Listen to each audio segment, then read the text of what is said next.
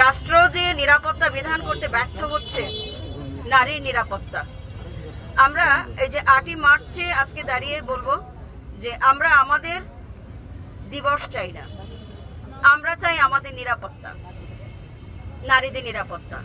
ঘরে বাইরে যানবাহনে সব জায়গায় নারী নিরাপদ, কোথাও নারী নিরাপত্তা নাই, এমনকি ঘরের ভিতরে পর্যন্ত নেই।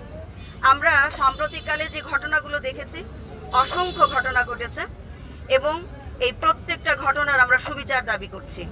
এবং সম্প্রতি মাগুরার যে শিশুটির উপর যে নির্যাতন হয়েছে, নিপীড়ন হয়েছে, মেয়েটি মৃত্যুর সঙ্গে পাঞ্জা লড়ছে এবং এই মেয়েটি মারা গেছে, তার সঙ্গে যে ঘটনাটি ঘটেছে, যারা এই অন্যায়টি করেছে আমরা তার শাস্তি দাবি করছি।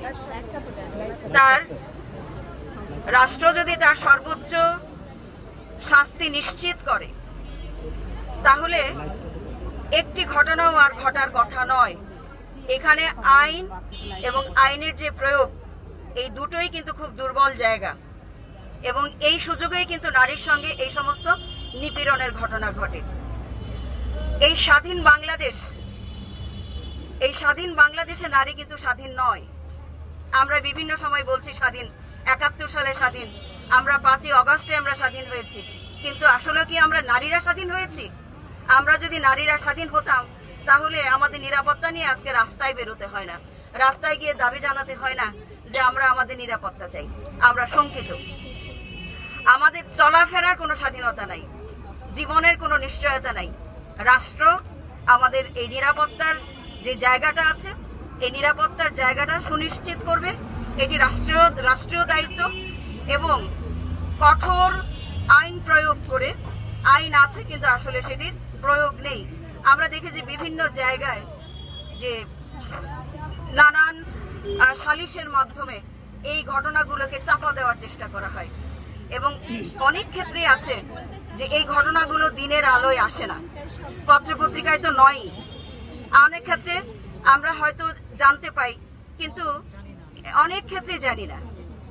সামাজিক যে নিরাপত্তা আছে সেটির কারণে, সামাজিক লোকলজ্জার ভয়ে অনেক ঘটনাই কিন্তু দিনের আলোতে আসে না, বাইরে আসে না।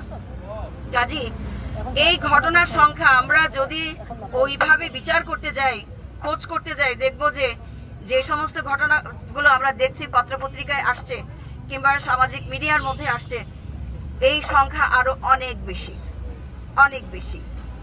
কাজী এখন এই সময়, এই সভ্য সময়ে, সভ্য সমাজে এইটি হতে পারে না যে নারী, এই বাংলাদেশের মতো একটা দেশে যে নারীরা তাদের নিরাপত্তা একেবারেই নেই, তাদের সম্ভ্রমের নিরাপত্তা একেবারেই নেই। এবং এইটি কেন, কি রাষ্ট্র সেটি খুঁজে বের করুক এবং আমাদের নিরাপত্তার নিশ্চিত করুক, আমরা সেটি চাই। আচ্ছা, যে বাচ্চাটির কথা শুনেছিলাম, সেই বাচ্চাটি এখনো লাইফ সাপোর্টে আছে, আমরা তার জন্য দোয়া করি, সে সুস্থ হয়ে ফিরে আসুক, প্রকৃত অপরাধী যারা আছে তাদের নাম সে বলুক, কিন্তু এইরকম ঘটনার কোনো পুনরাবৃত্তি আমরা আর চাই না। এটির এখনই এই ঘটনার মধ্য দিয়ে শেষ নয়। আমরা কোনো নারীর লাশ আর কোথাও কোনো ঝোপ ঝাড়ে ধান ক্ষেতের মধ্যে পড়ে থাকতে দেখতে চাই না। আমরা এরকম অসংখ্য ঘটনা আমরা দেখতে পাই, প্রতিনিয়ত দেখতে পাই। কাজে এইগুলোর অবসান হোক। বাংলাদেশের ভাবমূর্তি যে বিনষ্ট হচ্ছে এই সমস্ত ঘটনার প্রতিক্রিয়ায়, এই ভাবমূর্তির জায়গাটা নিয়ে বাংলাদেশ সামনে কেন একটি ধর্ষণের উপত্যকা, এবং এটি শুধু আমাদের নয়, এটি বিদেশেও আমাদের ভাবমূর্তির বিনষ্ট হচ্ছে।